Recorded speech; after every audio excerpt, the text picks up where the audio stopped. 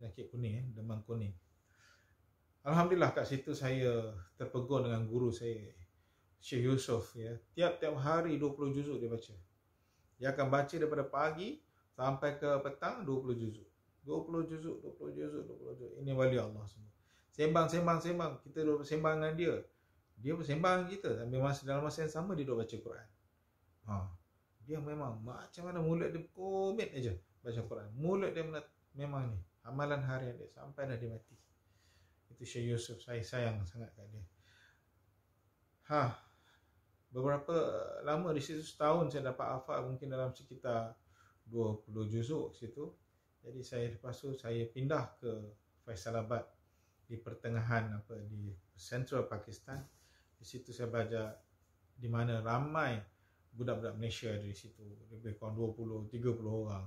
Tempat saya belajar yang sebelum-sebelum ni semua saya seorang. Sebab tu saya boleh bercakap Pashto, saya boleh cakap Urdu Kalanggang, ya. Sebab apa? Sebab saya sendirian. Saya ramai dengan doa. Saya cuba cakap mereka bahasa mereka. Alhamdulillah. Jadi ketika saya di Faisalabad pula, saya ramai dengan situ kawasan orang bercakap Urdu lah, pure Urdu. Saya mula menghafal Quran sampai tamat 30 juzuk. Dan di situ dah jadi macam pelajar senior, ya, pelajar tahfiz. Saya ingat saya jaga satu orang budak kita yang muda 13 tahun, 14 tahun, namanya Zuhdi, ya. Dia sakit typhoid. Jadi saya jaga dia dekat 3 bulan. Ya, keluar masuk hospital, keluar masuk dah. Daripada dia teruk boleh dikira mati dah kot. Tapi Allah hidupkan dia, panjang ke umur dia lah. Katil yang dia duduk tu, yang saya jaga tu di hospital tu, yang ni esoknya yang ni mati, esoknya yang tu mati, yang esok tu mati. Boleh katakan 20 katil tu semua dah mati. Ya, tinggal dia seorang lagi yang tak mati. Allah panjangkan umur dia sampai sekarang. Masya-Allah. Ya. Itu pengalaman saya lah sampai saya tamat hafazan di situ, dan saya teruskan lagi kemantapan Al-Quran 1 tahun setengah, dan seterusnya sampailah saya tak lanjutkan pengajian saya sampai saya belajar alim. Saya ringkaskan di sini sampai umur saya 30 tahun, ya, selama 12 tahun saya di Pakistan. Saya nak bagi tahu satu, ketika saya di Pakistan, pengajian saya adalah pengajian yang tidak disponsor oleh kerajaan. Jadi saya kena pandai menjana ekonomi saya. Di sinilah saya bermula dengan bidang bisnes. Sebab apa? Saya terpaksa melalui laluan yang susah, ya. Saya kena sponsor. Saya kena cari dana saya sendiri, ya. Berapa lama? 12 tahun. Takkan saya nak mengharap kakak saya, abang saya, ayah saya yang duk bayar untuk saya tak mahu. Jadi saya cuba berjimat. Cuma satu je kelebihan di Pakistan ni, free of charge, tidak ada yuran. Jadi alhamdulillah tak banyaklah perbelanjaan dia. Cuma kadang-kadang nak makan sendiri tu belilah ayam. Di situ saya mula jadi chef. Saya mula belajar dengan kawan-kawan saya macam mana nak memasak, macam mana nak sembelih ayam, macam mana nak tanggalkan ayam daripada bulunya, ya, macam mana nak kupas ayam tu, nak keluarkan buat perut-perutnya itu. Lepas tu saya belajar pula macam mana nak sembelih arnab, macam mana nak makan arnab, ya. Jadi saya mula belajar memasak. Dan saya mula belajar masak untuk 2-3 orang. Akhirnya saya mula belajar memasak untuk 100 orang, 200 orang. Saya boleh masak kawah, ya, dengan rotinya dan sebagainya. Alhamdulillah pengalaman yang saya lalui begitu banyak, ya. Dan jadi dalam masa yang sama saya belajar berniaga. Saya mencari bagaimana untuk saya savekan tiket kapal terbang saya. Tiket pergi balik at least about 2,000 plus atau 3,000 ringgit. Jadi saya kena cari sesuatu untuk saya cover duit perbelanjaan. Jadi kadang-kadang saya bila balik ke Malaysia, saya akan beli baju-baju kortas, saya akan beli apa-apa juga pakaian-pakaian wanita, saya akan jual untuk sepupu sepapat saya, pada kawan-kawan siapa-siapa mereka beli. Kadang-kadang mereka beli ni sebab supporting saya kot, kan. Lepas tu saya tengok apa yang keistimewaan yang ada di Pakistan ini, yang boleh saya buat sesuatu bisnes di Pakistan yang senang, yang tak banyak, tetapi saya boleh buat untung banyak. Dan saya tengok, saya dengar kapet. Jadi saya belajar, saya cari kilang kapet. Kebanyakan kapet ni homemade, ya, homemade, handmade and homemade, buatan tangan dan buat di rumah. Jadi saya cari perkampungan yang buat kapet. Dari situ saya dapat harga yang sangat murah, ya, dan saya boleh tolak dengan harga yang berlipat kali ganda mahal. Apa yang saya buat sebelum saya balik Malaysia, saya bodek-bodek dengan tokek kapet ni. Saya hutang dulu, ambil beberapa pieces yang saya boleh sumbat dalam beg saya. Dan bila balik Malaysia, saya tolakkan dia dengan harga berlipat kali ganda. Alhamdulillah dapat tiket, dapat duit, saya belilah tiket untuk saya balik ke Pakistan. Jadi saya tak memberatkan keluarga lah. Jadi tiap-tiap tahun saya boleh buat macam tu. Sampailah satu tahap dah ada teknologi baru. Waktu tu baru mula ada internet. Saya beli laptop, dan saya bawa kamera, saya ambil gambar kapet dan saya emailkan ke Malaysia dengan bantuan sepupu saya. Kita marketkan kapet siapa-siapa yang nak beli. Dan bila ada customer yang nak beli, ya alhamdulillah saya postkan dia by cargo. Sampai tanpa saya buat apa-apa, alhamdulillah dah beli dan saya dapat jual. Begitulah perlahan-lahan saya buat bisnes. Dan bisnes yang kedua yang saya buat ketika saya belajar ialah money changer. Money changer. Sebab di Pakistan, di Raiwind waktu tu, banyak jemaah-jemaah daripada seluruh dunia yang datang. Dan mereka ada tempat untuk mereka menukar wang. Dan saya identify tempat menukar wang ni, currency dia, contohnya waktu tu RM1 14 rupiah. 14 rupiah. Di situ money changer dia RM1 14 rupiah. Dan saya pergi ke pasar gelap, ya, pasar gelap ni pasar di Lahore waktu tu. Saya tengok dia situ, dia pasar gelap ni harga tukaran dia tinggi lagi. RM1 16 rupiah ataupun kadang-kadang 17 rupiah. Tempat yang di center ni, di Tabligh center ni 14 rupiah saja, dia maintain saja. Saya tengok yang kat luar sana pasaran 16 17. Jadi apa yang saya buat? Saya dalam poket saya sentiasa ada duit lebih kurang dalam, kita punya duit lebih kurang RM500,000 lah. Jadi jemaah-jemaah yang daripada Malaysia ataupun daripada Europe dan mana, saya akan offer mereka untuk tukar dengan saya. Instead of tukar dengan money changer tu RM14, tukar dengan saya RM14. Jadi bila tukar dengan saya RM14, apa yang saya buat? Dalam seminggu sekali ataupun 2-3 hari, saya pergi sekejap, pergi ke Lahore, saya tukarkan duit tu, saya dapat 17. Saya untung setiap ringgit saya ada RM3. Kalau saya wang RM100, saya ada RM30. RM100 saya ada RM300 lah. Kalau untuk tukar ramai-ramai RM1,000, saya adalah RM3,000. Jadi alhamdulillah saya tak langsung saya buat duit kat situ. Itu bisnes. Tapi saya buat secara secret. Orang lain tak tahu. Orang tak tahu saya ada duit. Saya buat secret saja. Kalau tak boleh heboh-heboh, nanti orang bising, nanti orang curi pula dengan saya. Jadi itu pengalaman saya mula buat bisnes secara sendiri. Dan kapet ongoing terus. Dan akhirnya jodoh saya di sana, saya berkahwin di sana. Dan saya ada rumah di sana. Saya mampu sewa sendiri. Dan alhamdulillah sehingga saya tamat, ya, saya balik dengan isteri saya ke Malaysia. Dan alhamdulillah saya meneruskan perniagaan kapet saya di Malaysia.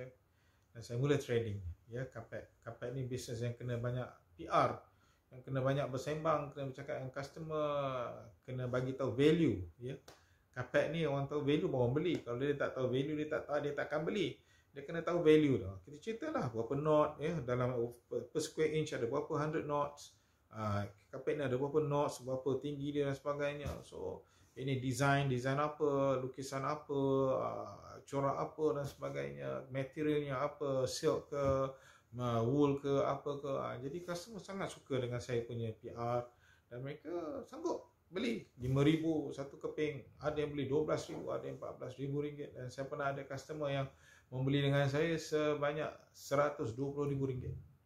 Ya, 10-20 kapet dia beli dengan saya untuk satu rumah dia. Alhamdulillah. Ada yang beli 3 kapet, ada yang whole family, macam-macam beli satu. Alhamdulillah. Sampailah customer saya dah tak ada, semua dah sold. Ya, kapet ni satu kali orang beli, orang dah tak beli dah. Kan? Jadi saya dah tak ada customer dah. Jadi sekali itu saya habiskan stok. Jadi saya rasa saya pun nak belajar, nak tambah, nak keluar tabligh setahun. Alhamdulillah saya pun keluar setahun. Dan saya orang kata bercuti lah, ya, sambungkan usaha tabligh. Saya keluar setahun. Dan kemudian saya balik, saya dah slow down dalam bidang kapet ni. Saya mula mengajar hadis Tirmizi, saya mengajar Mishkatul Masabih, ya, kitab-kitab hadis, tafsir Jalalain, ya, selama 5 tahun di Madrasah Lil Banat Sri Petaling. Dan di situ 5 tahun saya bergajikan RM500 sebulan. Gaji saya RM500 dengan anak 3 orang. Ya, RM500 ni tak boleh buat apa-apa sebenarnya. Tak cukup.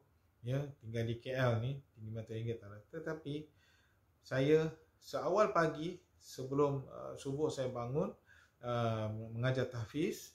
Ya, lepas subuh saya sambung sikit setengah jam, kemudian saya naik motosikal saya dari Ulu Langat sejauh 20 km, 25 km pergi ke Masjid Sri Petaling.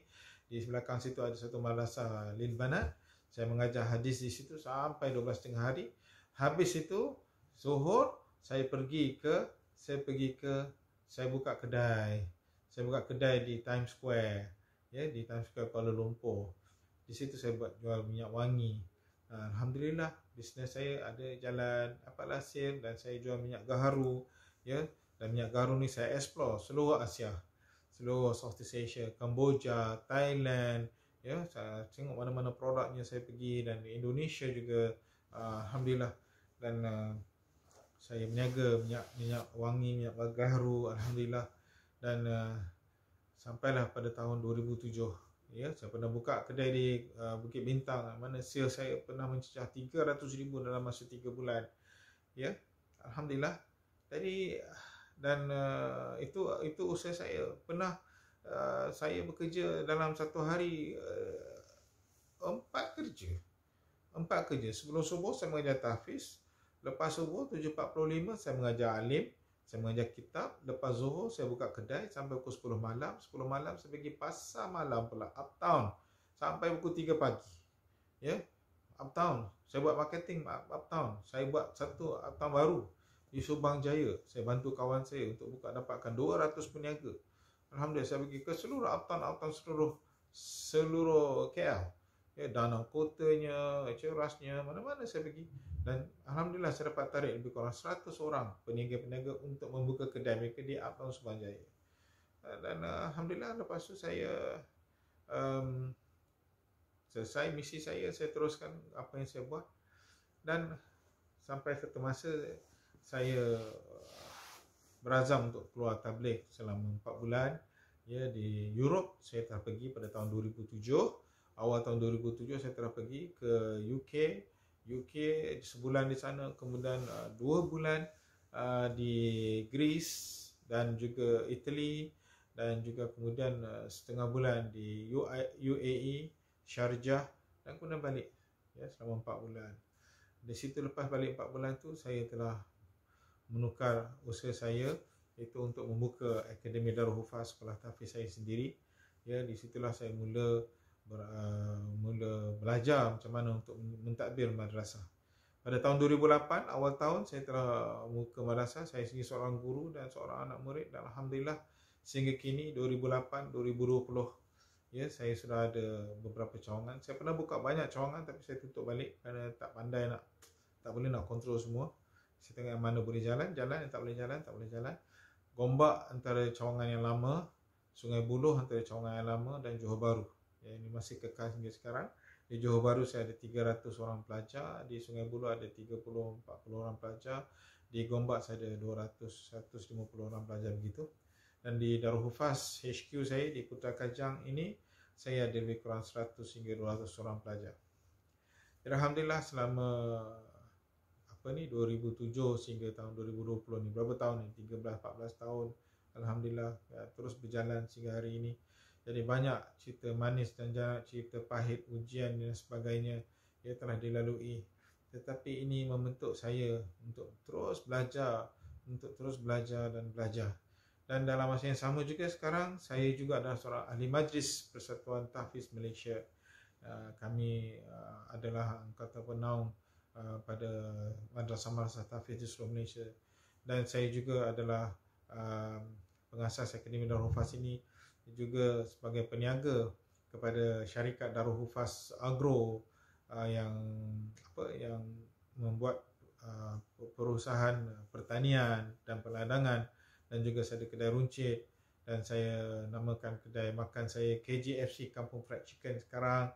dan saya ada pizza Fisha, kedai Fisha, kedai pizza, dan saya ada kedai runcit yang dalam online saya boleh pergi mall mall.darul-hufaz.com ya. Boleh tengok seluruh 400 item yang saya ada. Dan alhamdulillah pengajian sekolah saya daripada sekolah Akademi Darul Hufaz ini ada sebuah kompleks pengajian.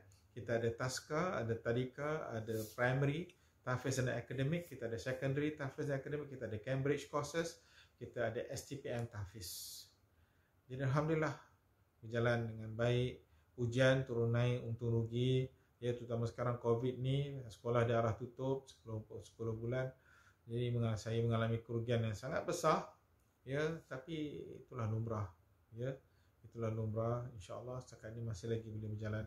Jadi perniagaan saya Darul Hufaz Agro, saya ada 20 hektar tanah yang saya usahakan di bawah tanah veterina. Saya ada lembu, kambing, ayam kampung, sayur-sayuran. Ya, boleh kunjung dalam saya punya Facebook Darul Hufaz Agro, dan saya ada perniagaan van Darul Hufaz Auto, tengok dalam Facebook saya, dan juga dalam peruncitan saya KJFC, ya, makanan F&B lah, ya, nasi Arab. Dan saya teringat zaman dulu sebagai ahli sains ataupun tenaga saintis, saya telah cipta satu menu baru, lemang nasi Arab. Lemang nasi Arab ni tidak ada dalam dunia.